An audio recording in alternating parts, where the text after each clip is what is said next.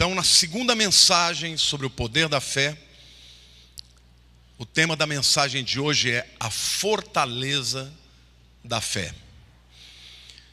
Nós vamos começar lendo 2 Coríntios 10, 4 e 5.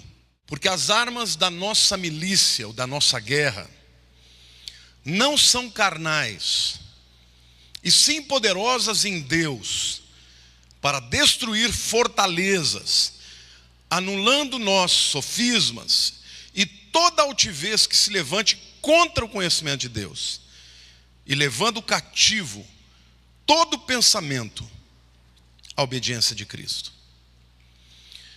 O apóstolo Paulo está dizendo aqui que a gente está em guerra. Quantos sabem que nós estamos em guerra? Agora, Paulo diz que a nossa luta não é no mundo físico, é na esfera espiritual. E portanto ele diz, a nossa guerra é espiritual e as nossas armas também são espirituais. E aí então ele diz sobre a natureza da guerra.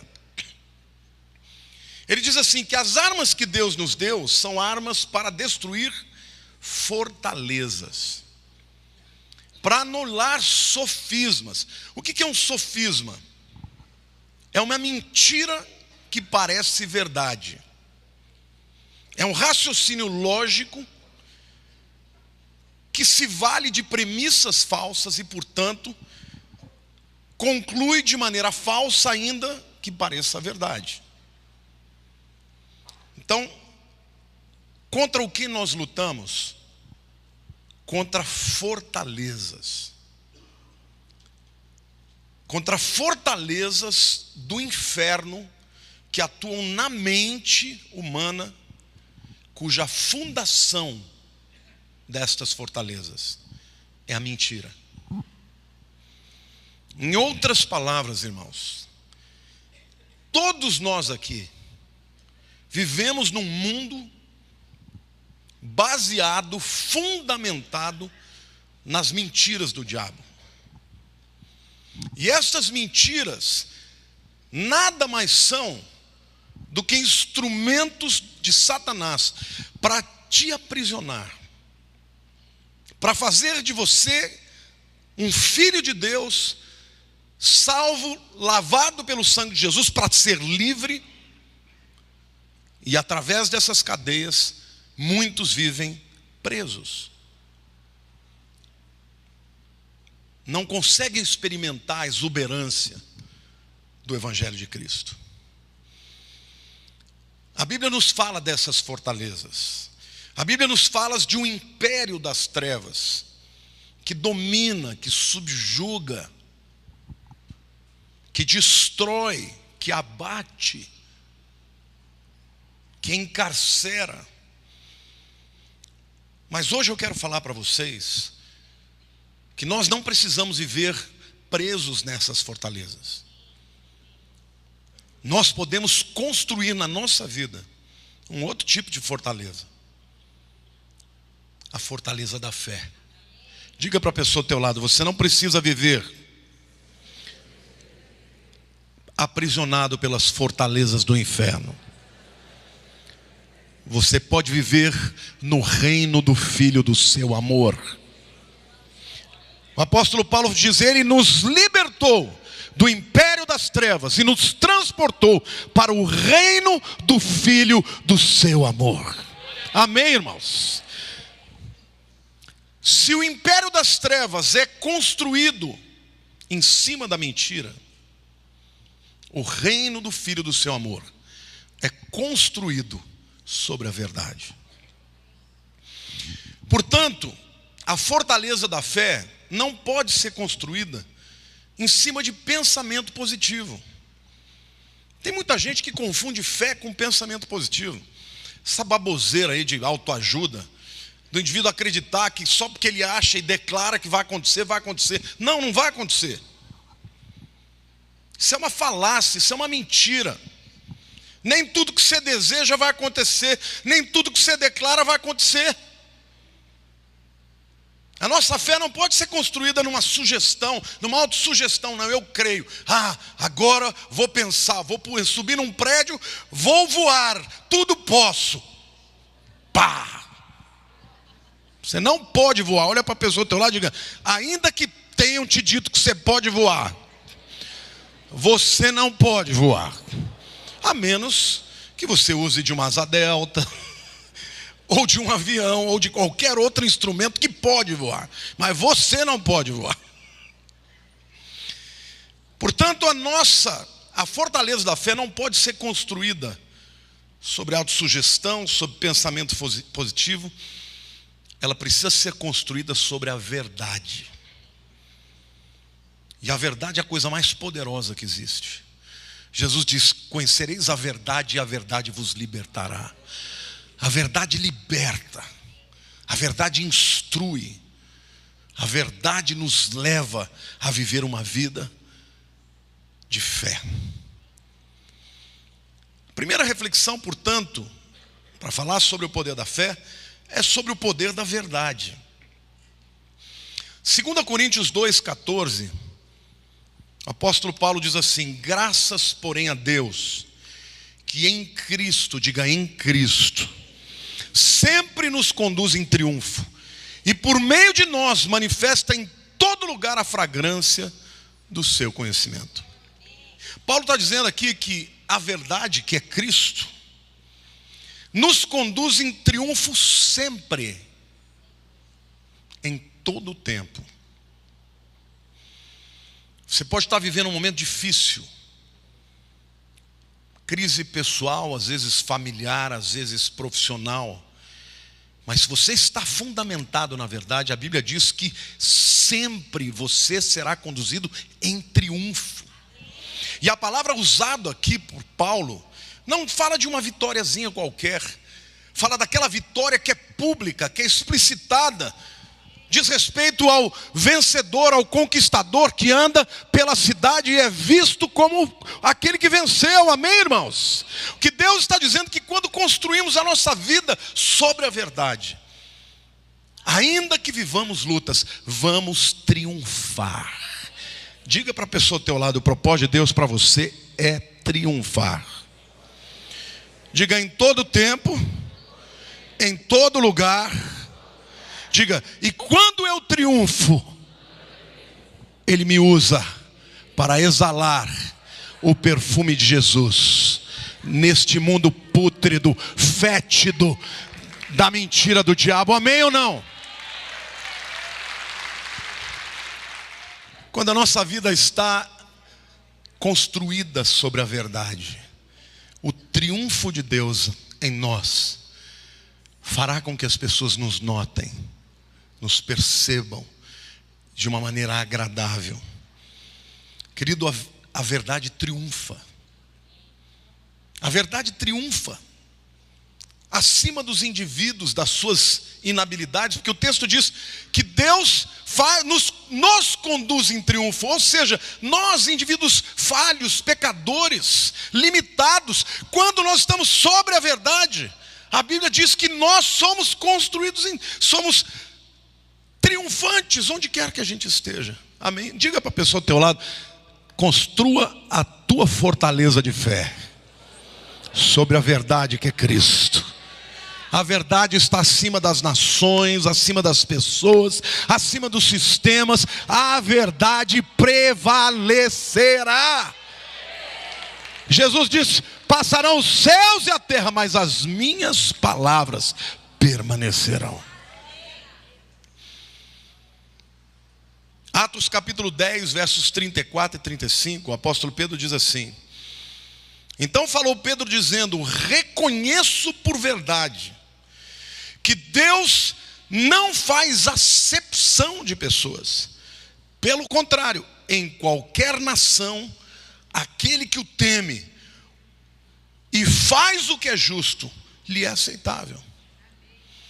Esta palavra no original, não faz acepção, ela também pode ser traduzida por Deus não respeita. O respeito aqui não é que Deus está desrespeitando, não. Deus não respeita o indivíduo pelo indivíduo. Não importa o pedigree, a origem. Não importa se você é pobre ou rico, se você vem oriundo da África, ou do Japão, ou da América, ou da América Latina, não importa de onde você venha como indivíduo, o que Deus respeita é que você tema a Ele. E isso lhe torna uma pessoa aceitável. Portanto, a verdade, ela produz algo muito específico na tua vida, que é a aceitação, o poder, a anuência, o respeito de Deus. Andou sobre a verdade, o Senhor fala: a esse eu respeito. Não importa de que nação você venha, de que classe social você venha, a verdade de Deus é a mesma para o mundo inteiro. A mesma verdade que salva, que santifica, traz cura, traz prosperidade, traz vitória. A verdade de Deus, querido, ela é poderosa contra o mundo espiritual. A palavra de Deus diz em Apocalipse 5:12, proclamando em grande júbilo, com grande voz: digno é o Cordeiro, a verdade, que foi morto, de receber o poder, a riqueza, a sabedoria e força e honra e glória e louvor. Tudo isto que é de Jesus. Quando você constrói a sua vida sobre a rocha, sobre a verdade, que é Cristo, eu sou o caminho, a verdade e a vida, todas essas coisas estão disponíveis a você. Por isso, não podemos vencer as fortalezas desse mundo, os raciocínios, os sofismas, as mentiras de Satanás, se não estivermos fundamentados na verdade absoluta, imutável, que é Cristo Jesus. Segunda reflexão que eu quero falar a vocês é sobre o poder que há na fé nesta verdade. Crer em qualquer coisa não te leva a lugar algum, mas crer na verdade da palavra de Deus abre uma avenida extraordinária para o poder de Deus na sua vida. Romanos 1:16 e 17, a Bíblia diz assim: aqui estamos falando de um grande intelectual, de um homem fora da sua curva. Paulo era brilhante. Paulo sabia o Velho Testamento de cor. Ninguém podia vencê-lo num debate. Foi criado aos pés do maior teólogo do seu tempo, Gamaliel. Um homem que, do ponto de vista do seu status, era cidadão romano. A ponto de, quando ele falou e usou a sua cidadania, perguntaram: como é que você recebeu isso? Meu pai gastou fortunas para conseguir essa cidadania. Ele disse: eu sou cidadão romano de nascença, pedigree, autoridade, nasceu como um homem numa família importante.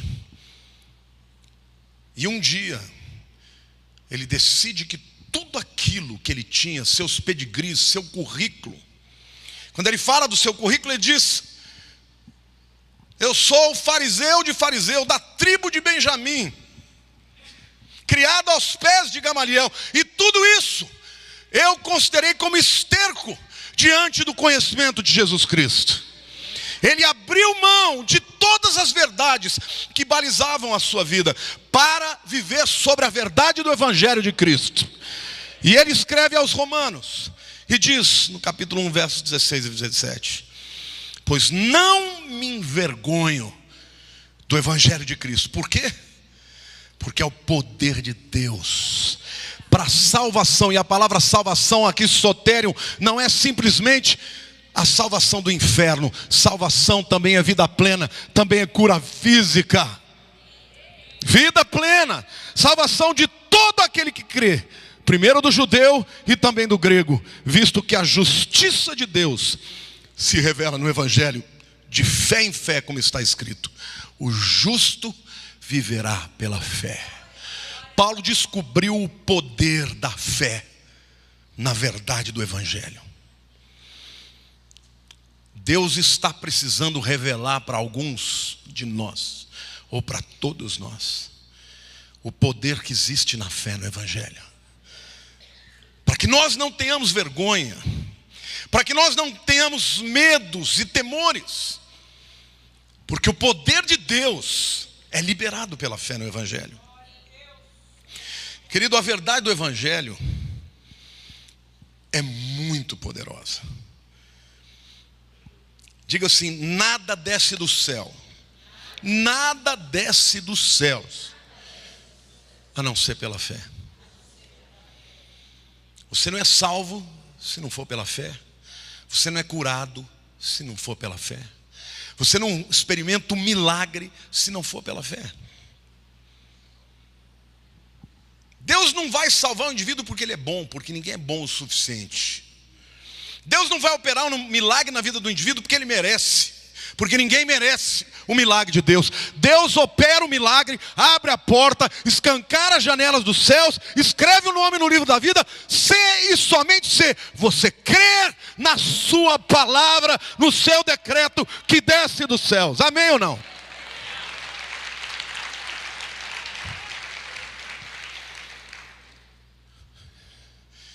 Isaías 5,13. Deus fala assim: portanto o meu povo será levado para o cativeiro, ou cativo, por falta de entendimento, de compreensão da verdade. Os seus nobres terão fome, e a sua multidão se secará de sede. Eu fico impressionado com esse texto, porque Deus está falando: é o meu povo. Olha para a pessoa do teu lado e diga assim: você é povo de Deus. Mas mesmo o povo de Deus pode ser levado para o cativeiro. Mesmo o povo de Deus ter os seus nobres famintos, com sede, simplesmente por um fator: não entendem quem é Deus. Falta de entendimento do mundo espiritual provoca prisão, fome e sede.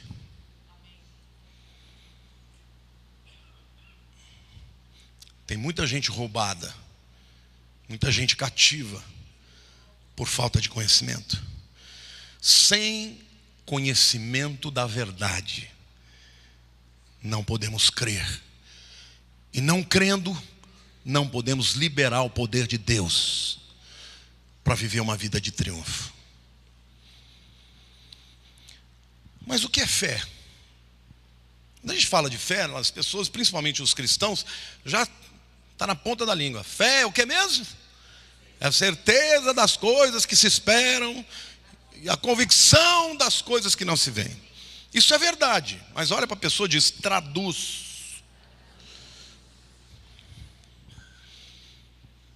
Porque na prática isso é uma decoreba. A gente fala dos católicos que rezam, e muitas vezes uma oração que não entende. Os crentes também têm as suas rezas, meus irmãos.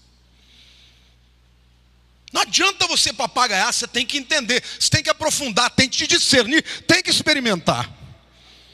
Eu vou dizer para você o que é fé. Fé é o maior poder do universo, é a maior força do universo. A Bíblia diz que todas as coisas são possíveis ao que crê. Na verdade, a fé é extraordinária porque ela atribui a um ser humano um atributo divino. Ela transfere para um ser humano limitado um atributo divino que é ilimitado. Jesus, lá em Lucas 18, 27, disse uma coisa muito interessante. Ele diz assim: os impossíveis dos homens são possíveis para Deus. Diga: os impossíveis dos homens são possíveis para Deus. A esfera da possibilidade é do homem, da impossibilidade é de Deus.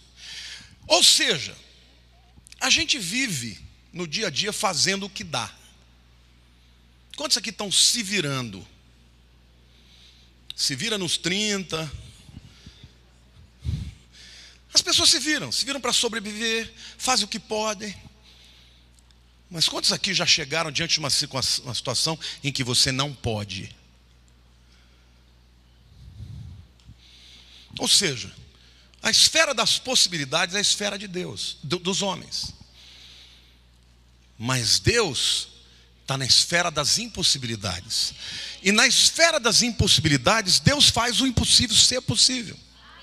E quando a Bíblia diz que tudo é possível que crê, isto quer dizer que Deus tirou o homem que vive na esfera das possibilidades e o introduziu à esfera divina das impossibilidades, para que as impossibilidades se tornem possibilidades. Amém? Você pode dizer: eu creio, eu creio.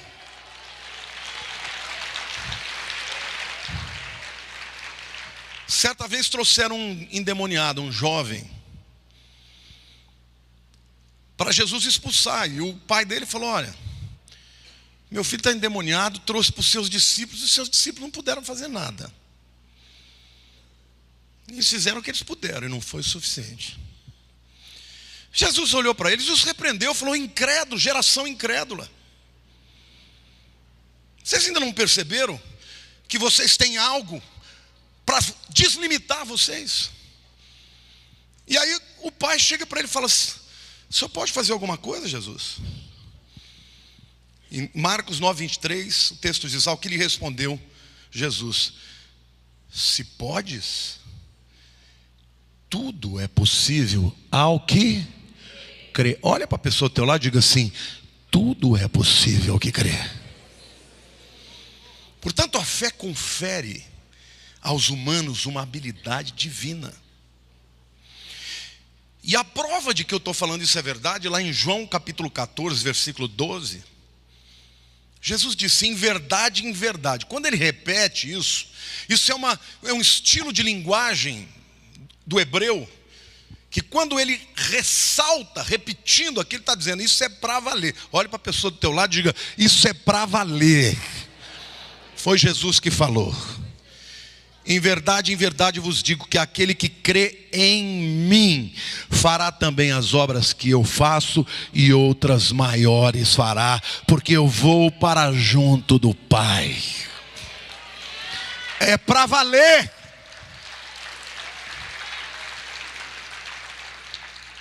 Portanto, a fé é poderosa, porque ela não lida com as possibilidades, ela não lida com a física, nem com a química, nem com o espaço, nem com o tempo. A fé é atemporal, a fé é sobrenatural. A fé é entrar na esfera de Deus e chamar à existência as coisas que não são como se fossem.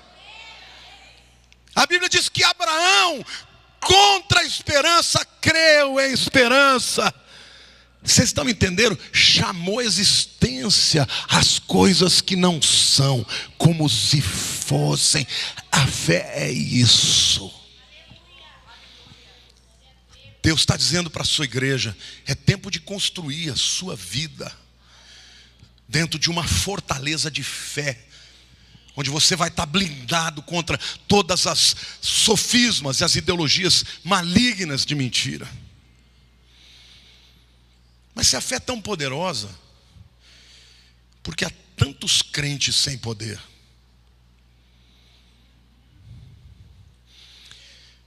Querido, a fé não é um mero princípio ideológico, religioso. A fé é o acesso ao poder de Deus. Romanos 1, 16 e 17, ele diz: não me envergonho do evangelho de Cristo. Por quê? Porque é o poder de Deus para a salvação de todo aquele que crê, primeiro do judeu, também do grego. É o poder de Deus. Diga: a fé é o poder de Deus. Diga: a fé é o poder de Deus que me leva à vitória. Toda vez que a fé opera, saiba disso, meu irmão, flui poder diretamente de Cristo.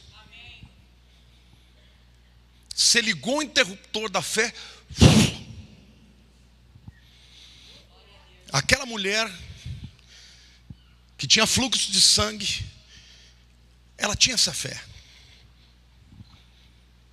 Eu estou falando de fé, não estou falando de esperança, não estou falando de pensamento positivo. Vou crer. Não, quando você crê não é pesado, é simples. Eu creio. E ela foi entrando por detrás, ela creu tanto que ela achou que ela podia roubar o poder de Jesus sem que ele percebesse. Como Deus está querendo ver os crentes assim, viu? Aquela mulher, ela quebrou todos os protocolos, quebrou todos os paradigmas, foi contra a lei, porque a lei não permitia que uma pessoa que estava com fluxo de sangue tocasse ninguém, porque aquela pessoa que fosse tocada ia ficar impura, mas ela não estava nem aí. Ela já era um pária da sociedade, já tinha que viver por 12 anos longe das pessoas, porque nada que ela tenha feito nessa vida foi capaz de curá-la. E ela veio por trás, ela triscou nas vestes de Jesus. Jesus parou e falou assim: alguém me tocou. Os discípulos: Jesus, está todo mundo te amassando, Jesus, como alguém te tocou? Ele falou: não, mas alguém tocou em mim e saiu de mim poder, virtude. Roubaram de mim minha unção. Mas eu quero te dizer que da onde veio essa unção tem mais, é inesgotável. Mas ela falou: eu vou pegar nessa beirada.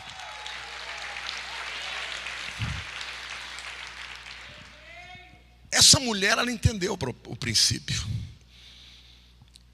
Eu vou fazer aqui uma comparação para que você entenda do que eu estou falando. Se você prega para uma pessoa a respeito de Jesus: olha, Jesus morreu na cruz pelos seus pecados. Se você confessar que Ele é o Filho de Deus que morreu na cruz pelos seus pecados, você está salvo. Aí você faz o apelo para a pessoa: você crê nisso? A pessoa fala: eu acho que sim. Você acha que ela já creu? Por que não? Porque para crer ela tem que ter certeza absoluta que os seus pecados foram transferidos para Jesus. Então, quando uma pessoa tem... Quantos aqui tem certeza absoluta que os seus pecados foram lá na cruz? Você tem certeza absoluta disso? Quantos morreriam por essa convicção? Você está salvo, meu irmão. Por quê? Porque Jesus disse: quem crê em mim tem a vida eterna. Quantos creem que Jesus morreu pelos nossos pecados? Diga: eu tenho a vida eterna. Mereço? Não. E daí? Essa fé é o primeiro patamar. A fé salvífica muita gente tem. Mas quando a gente ora, bota a mão sobre o enfermo, a gente já começa com aquelas desculpas. Se for da tua vontade. Você já viu alguém pedir para Jesus: Jesus, se for da tua vontade, me salva? Não, Senhor, eu estou aqui confessando meu pecado. Eu preciso, eu creio que o Senhor morreu na cruz por mim. Está salvo, mas chega, experimenta chegar. Se for da tua vontade. Como se for? Ele morreu por você, como que não é a vontade dele? Ele quer te salvar. Ele já morreu pela tua salvação. Então é da vontade dele. Só que a gente chega diante das outras áreas, as outras dimensões de fé, com dúvida. E não acontece. Enquanto você não tiver certeza, você vai tocar em Jesus que nem aquela multidão, e não vai sair nada dele. Mas se você tocar nele com convicção, o milagre vai acontecer. Fé não é uma teoria religiosa. Fé é um mistério do reino. 1 Timóteo 3,9, o apóstolo Paulo fala uma coisa muito séria: conservando o mistério da fé com a consciência limpa. Por que Paulo manda você conservar alguma coisa? Porque se não conservar, você perde. O que uma pessoa conservada? Os anos não lhe roubaram a juventude no rosto. Minha mulher, fica de pé, querida. Outro dia eu cheguei no lugar, a pessoa falou assim: é sua filha? Eu falei: não, minha esposa. Aí ela falou assim: casou com uma moça jovem, né? Eu falei: é, tem a minha idade. Ah, então não é ela que está bem não, você que está ruim.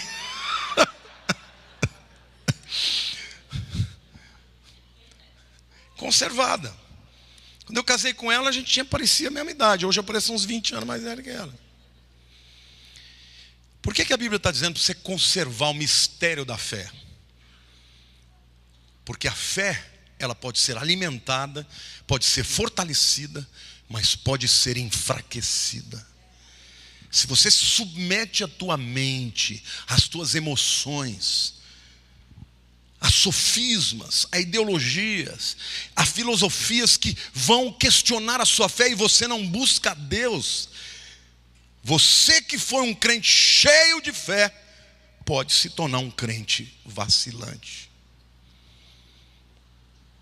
Mas o que Paulo está dizendo é que a fé é um mistério. Se você quiser viver pela fé, meu querido, você vai ter que aprender a crer mesmo sem entender. Porque as coisas que Deus faz, nem sempre você vai entender. Às vezes Ele te explica, às vezes Ele fala, é assim e ponto. Se você falar, mas eu quero crer, então eu vou te ajudar. Agora você fala, não, eu só consigo crer se eu entender. Vai ficar sem crer, meu querido. Porque a fé é um mistério. Olha para a pessoa do teu lado, a fé é um mistério. E precisa ser conservada nas nossas vidas. A fé é uma força poderosa para enfrentar o reino das trevas. Efésios 6,16 diz: embraçando sempre o escudo da fé, com o qual podereis apagar todos os dardos inflamados do maligno. Lembram-se que as nossas lutas, a nossa guerra é espiritual, e que o objetivo dele é te encarcerar nos seus sofismas e nas suas mentiras, e que o fundamento deste castelo, dessa fortaleza, é a mentira. Quando vierem os dardos, bota o escudo da fé e fala: aqui não, eu continuo crendo no meu Deus. Meus sentimentos são confusos, mas a minha fé continua firme. Minha razão diz que eu estou louco, mas a minha fé me protege. Paulo está dizendo: não lute contra um ser antiquíssimo, poderoso, sagaz, mestre do disfarce, do engano, da dissimulação na razão. Muitos se perderam. Se defenda com o escudo da fé. Diga: fé não é lógica religiosa, é arma espiritual. Não é filosofia, é a verdade. Filosofia, amigo do saber ou da sabedoria. Bonito, bela palavra. Eu amo ler filosofia. Mas toda vez que eu leio, aqueles indivíduos que vêm para deflagrar, para destruir a minha fé, eu ponho a minha mão na cabeça e digo: Senhor, eu quero saber tudo deles, para destruí-los nos seus próprios argumentos, porque a verdade de Deus vai prevalecer, e Deus precisa de gente assim. Mas crente que vai se meter nisso aí, tem que estar cheio do Espírito.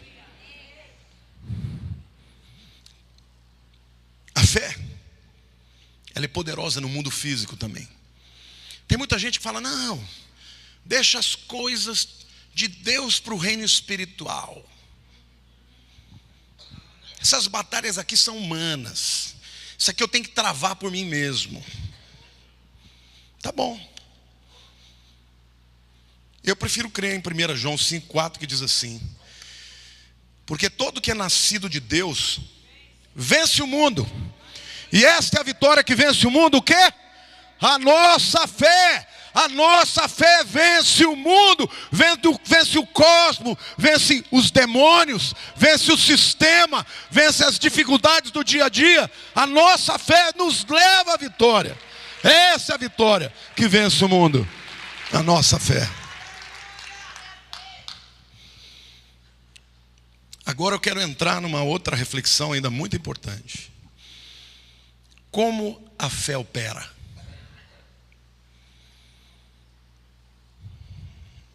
Se a fé é tão poderosa, por que nós nos sentimos tão fracos às vezes? Eu quero falar para vocês que a fé opera em 3 níveis diferentes. O primeiro nível é a palavra de Deus, é a base de tudo.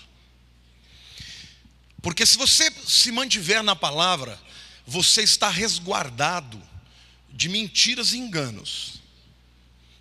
Tem muita gente que perece por falta de conhecimento da Bíblia. Não acredite em qualquer balela que te falam.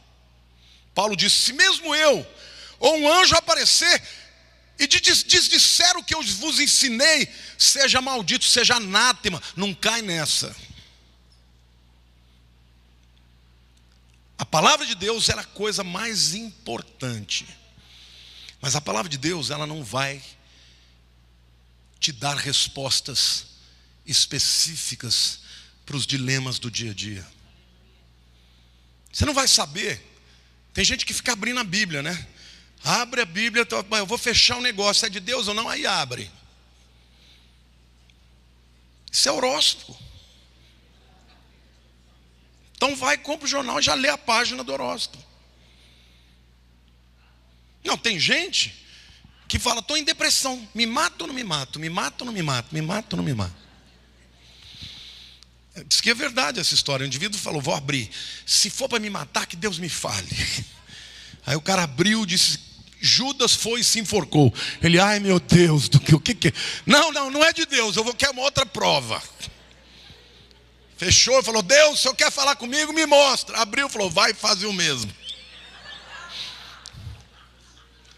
Não, Deus não quer que você se mate. Então como é que Deus pode falar?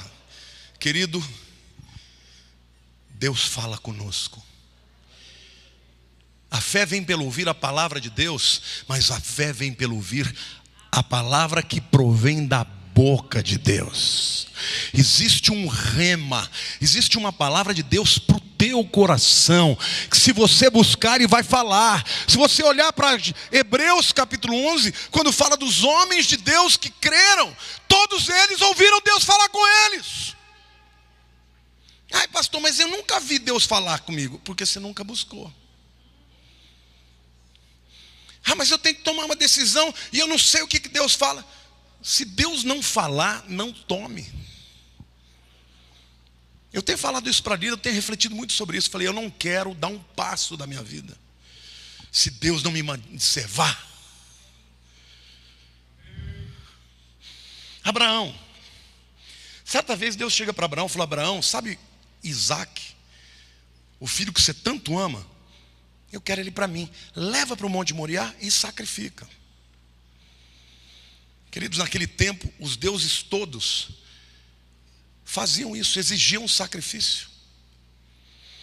Abraão não achou que Deus estava brincando, ele acreditou. E com toda a dor no coração dele, ele foi para levar Isaac, para matar Isaac. Mas por que ele fez isso? E a Bíblia diz que a fé de Abraão lhe foi imputada como justiça. Por que ele fez isso?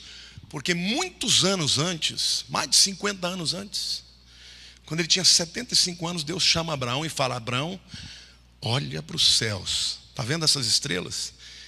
Assim será a tua descendência. Deus falou com ele. Não foi ninguém que falou, foi Deus que falou com ele. Então ele falou: tudo bem, isso aqui é contraditório, eu não consigo entender. Ele levou, foi com alguns homens. Quando chegou no pé do monte, ele falou: eu vou subir com o menino, com o rapaz. Nós vamos adorar. Adorar significava sacrificar. E nós vamos voltar.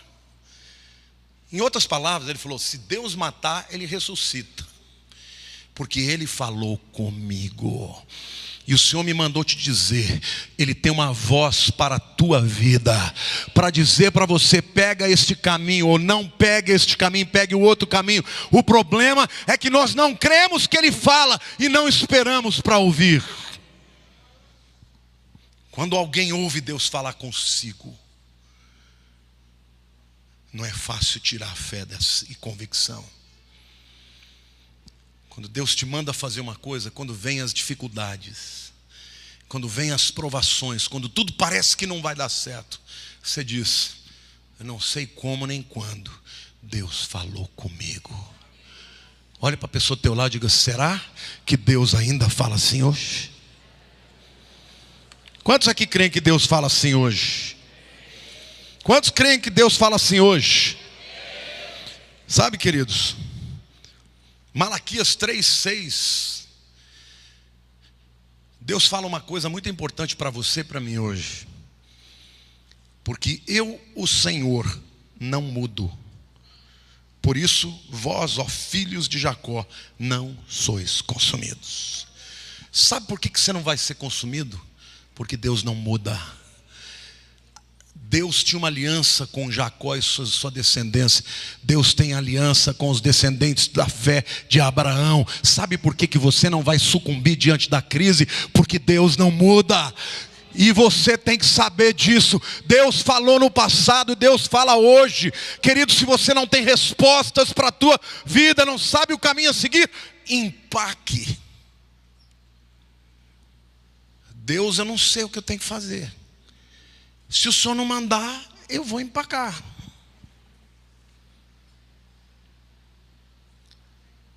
Deus quer falar com você. Mas para ouvir a voz de Deus, querido, você tem que ter o Espírito Santo.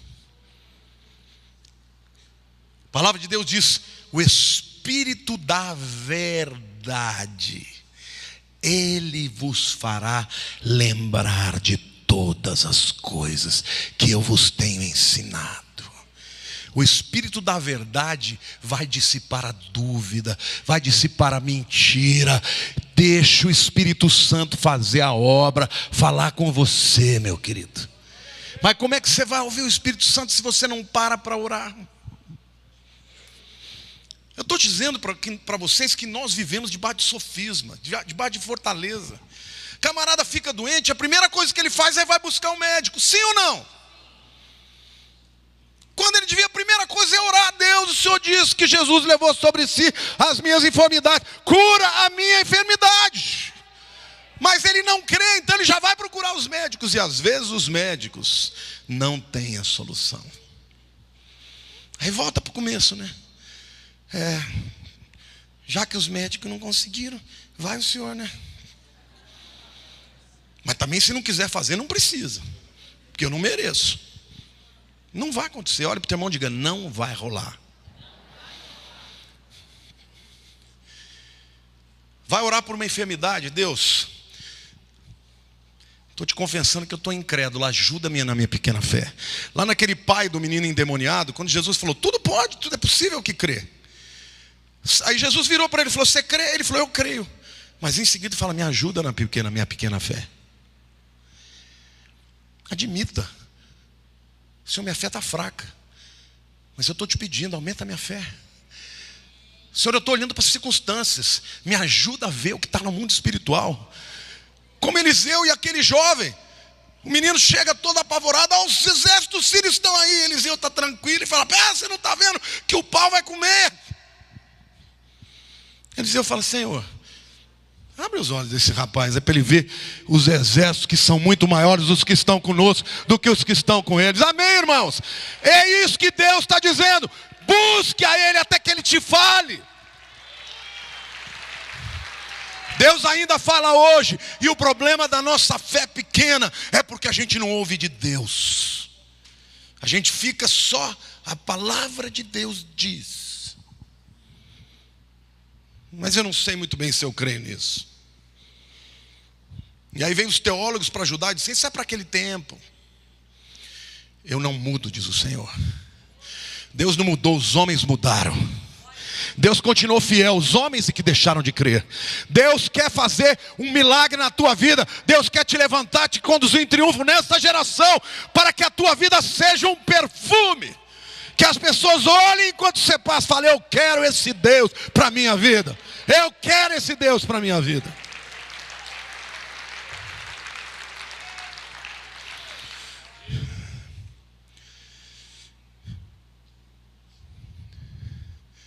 Salmo 34, versículo 5, fala uma coisa linda: contemplai-o e sereis iluminados, e o vosso rosto jamais verá vexame.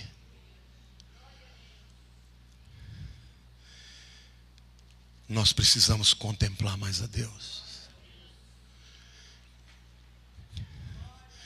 A gente investe tempo em tudo que é importante. Quanto tempo você investe para contemplar a glória de Deus? Quando Moisés esteve no Sinai, ele desceu, a face dele brilhava, a ponto de ter que se colocar um véu, porque projetava a luz de Cristo. O Senhor me manda te dizer: busque mais a minha face, busque mais a minha glória, passe mais tempo na minha presença, contempla quem eu sou, porque a sua fé será fortalecida, e a sua vida não será mais instrumento de vexame, mas de glória para o seu nome, amém? A fé é poderosa, meu irmão, mas nós não cremos, porque nós não o buscamos, não lemos a palavra, não temos uma vida de andar no Espírito, e muito menos gastamos tempo para contemplar Deus. Você vê gente que ora, experimenta os milagres. Tem um menininho lindo aqui na igreja. Toda vez que eu olho para aquele menino, eu tenho vontade de chegar e pegar nele. Ele é um doce, é uma coisa fofa. A primeira vez que eu vi esse menino, os pais frequentam o culto das 10, hoje eles estavam nos das 5. Ele estava com a pele inteira cheia de manchas. Não tinha cura para os médicos, não sabiam o que fazer. Eles começaram a fazer uma campanha com a pastora Marluce. Quantas vezes você já orou por eles? Sexta vez hoje. Quando foi a cura já? Da primeira vez já sumiu. Primeira vez já sumiu. Os médicos dizem: não tem, não sei o que é. Por que tem? Já não tem mais nada. Por quê? Porque ela passa muito tempo da vida dela contemplando a Deus, buscando o poder de Deus. Jesus está vivo, Ele está aqui hoje, Ele é o mesmo ontem, hoje e sempre. Ele ainda cura milagres, Ele ainda abre portas, Ele ainda repreende os demônios, amém, irmãos? A igreja precisa construir uma fortaleza de fé. Não declare derrota na tua vida. A promessa de Deus é: Cristo Jesus sempre nos conduz em triunfo em todos os lugares. Amém ou não?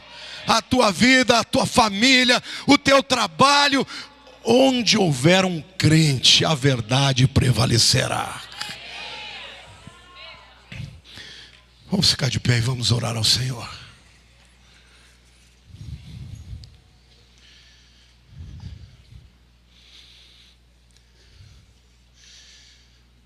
Tudo começa com arrependimento. E arrependimento é uma palavra que não tem nada a ver com choro.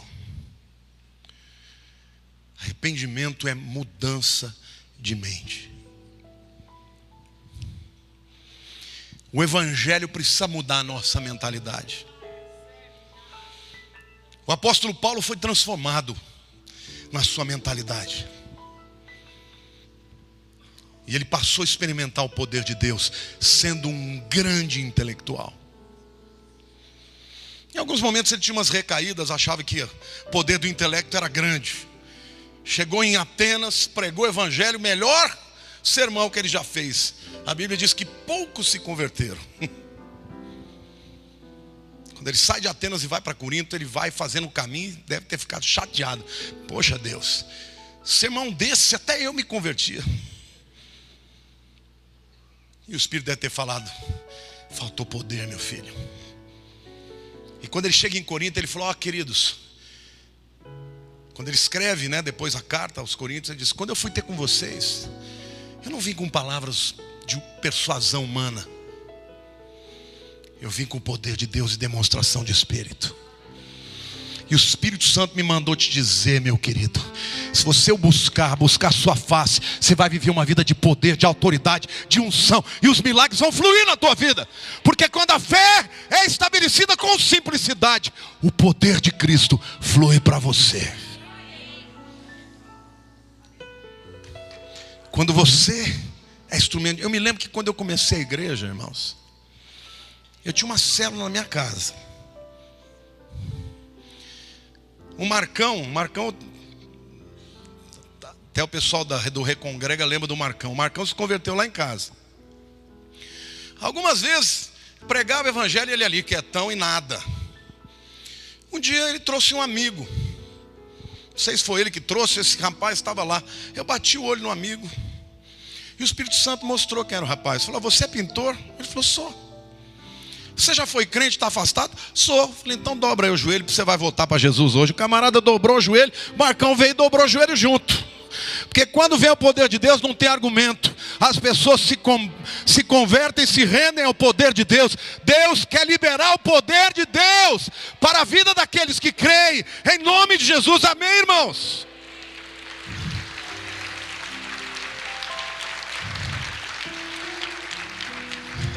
Eu não sei qual é o milagre que você precisa, mas talvez o maior deles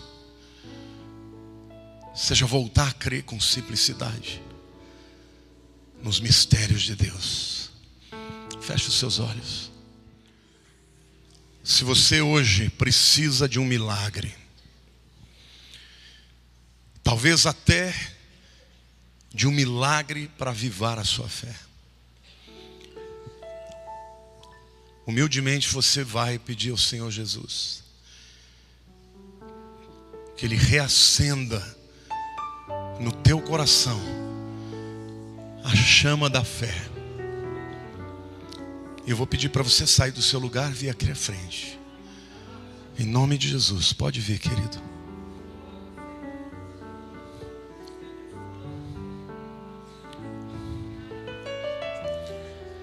Sem fé é impossível agradar a Deus.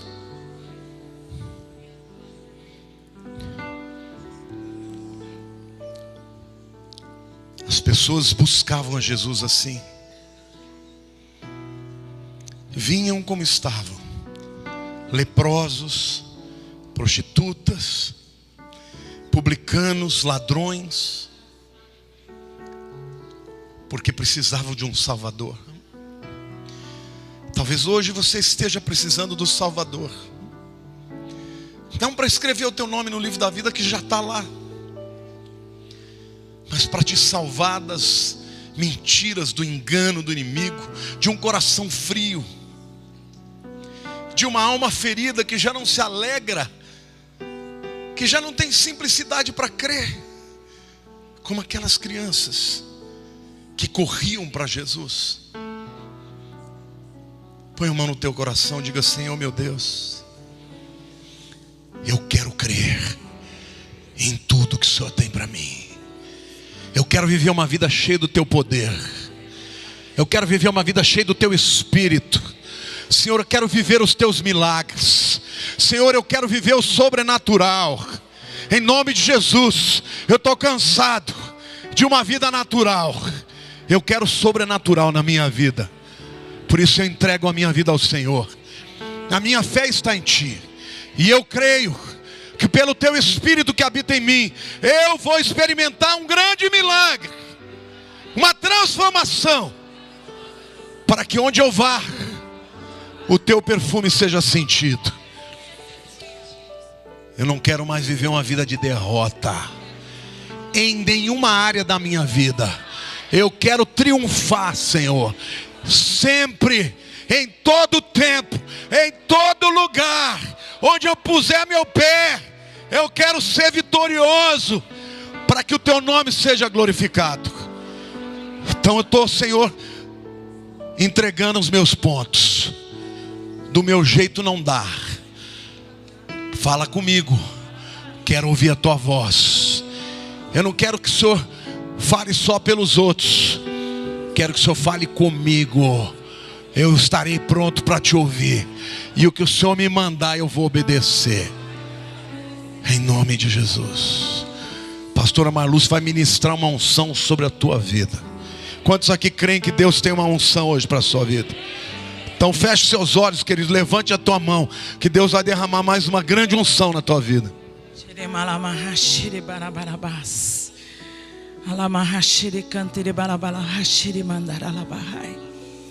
Enquanto o apóstolo Lamartine pregava, ele mostrava o estado de algumas pessoas. Ele mostrava cálices cheios e cálices vazios. A ausência de Deus. A ausência do amor de Deus. Você não está adorando a Deus, porque há necessidades na sua vida. E Deus aceita a adoração daquele que tem e daquele que não tem, daquele que está amargo, daquele que está doente. E importa é que você adore. A palavra do Senhor diz que o louvor, ele despedaça o jugo. Muitas vezes você nos vê aqui em cima pregando uma palavra enxertada de poder, de fogo, e pensa que nós estamos com tudo, que a nossa conta está no vermelho. E exatamente não está acontecendo nada disso. Mas a fé está viva. A fé, ela está viva. A fé, ela tem que estar viva. A fé, ela tem que viver em você. Ela tem que atuar com vida, através da tua vida. A fé, ela gosta de sangue quente. Assim como Satanás também gosta de sangue quente.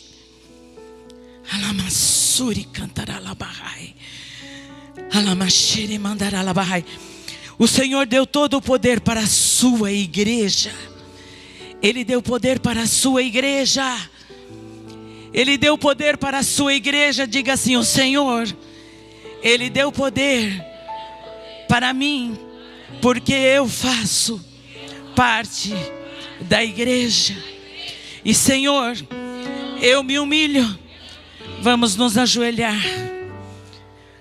Que capaia ramanas. A palavra do Senhor diz que um coração quebrantado, este Ele não desprezará. Ele diz assim: não importa a maneira como você entrou, mas importa a maneira como você irá sair deste lugar. Com um coração cheio, com o teu espírito enxertado do favor e do benefício do benefício do Senhor. E você vai clamar: igreja, o Brasil, amados, ele está em crise, mas nós estamos em Cristo. E nós já vencemos o mundo. Jesus venceu. E a promessa é que nós vamos vencer. E a igreja está se esquecendo da promessa. E a promessa são para aqueles que creem. As promessas são para aqueles que têm a fé viva. Mesmo que a tua fé seja como um grão de mostarda, como aquele homem que os discípulos não puderam expulsar os demônios do seu filho, porque eram crentes, eram discípulos, mas não tinham fé. Foi por causa da pouca fé. Mas depois o Senhor deu a promessa Se você tiver a fé como um grão de mostarda, você vai orar e vai mandar que o monte se mude de lugar. Que este problema, esta dificuldade, esta porta que se fechou na sua frente, esta dissensão na sua família, essa tristeza, esta aflição, esta amargura que se apossou da tua alma, porque é na alma, é lá na tua alma, é na tua mente, é lá no teu coração que ele bombardeia. E se você não fortalecer na fé, e se você não se fortalecer no poder da palavra que tem vida, ela é viva e ela se move à medida em que você a busca e toma para si e guarda no escondido do seu coração. Não há quem possa vencê-la. Senhor, perdoa, Senhor. Nós muitas vezes olhamos para o mundo e olhamos para as circunstâncias do mundo e olhamos, Senhor, para o lado direito e para a esquerda e vemos uma infinidade de dificuldades e nos enfraquecemos na nossa fé. Mas nesta noite, Senhor, deu uma injeção de ânimo. O Senhor deu uma injeção de ânimo. O Senhor nos deu uma injeção de ânimo. E por isso, Senhor Deus, nós te pedimos perdão e invocamos o teu santo nome, invocamos o poder da tua palavra. Espírito Santo de Deus, Espírito Santo de Deus, nós nos rendemos a ti. Ensina-nos, Senhor, nos ajuda na nossa pouca fé e que possamos alegrar, Senhor, na escassez, que possamos aprender a te adorar na escassez, na seca, na falta da chuva, porque é algo o Senhor tem para nos ensinar, porque todas as coisas cooperam para o bem daqueles que te amam, para o bem daqueles que te invocam. Tudo vai cooperar para o nosso bem. Nós cremos nisso. Senhor, nós nos humilhamos diante da tua grandeza e nós te pedimos perdão, porque temos olhado para a política e o Senhor independe da política. O Senhor independe de quem está em cima, de quem está embaixo, porque nós dependemos, Senhor Deus, é do teu poder, porque o teu poder, ele sobressai a todo o poder das trevas. Não há treva, Senhor, que prevaleça diante da tua luz. Senhor, a tua palavra diz que a vereda do justo, ela é como a luz da aurora, que ela vai brilhando, brilhando até ser dia perfeito. E que a nossa leve e momentânea tribulação, ela vai produzir peso. Diga peso. Diga peso. Diga peso. Diga peso.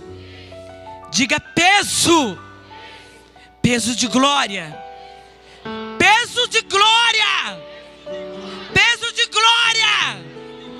Peso de vitória.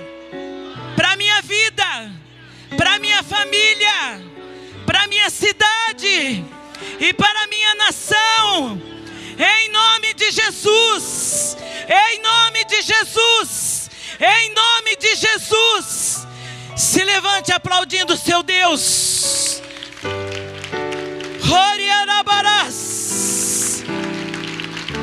Adore ao Senhor.